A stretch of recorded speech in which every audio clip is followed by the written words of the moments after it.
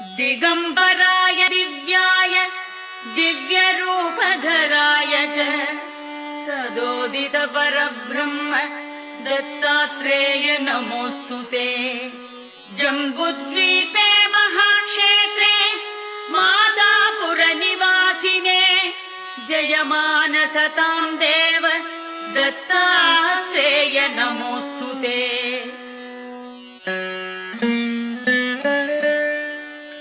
भिक्षाटनं गृहे ग्रामे पात्रं हेममयं करे नानास्वादमयी भिक्षा दत्तात्रेय नमोस्तुते। ब्रह्मज्ञानमयी मुद्रा वस्त्रे चाकाशभूतले प्रज्ञानघनबोधाय दत्तात्रेय नमोस्तुते।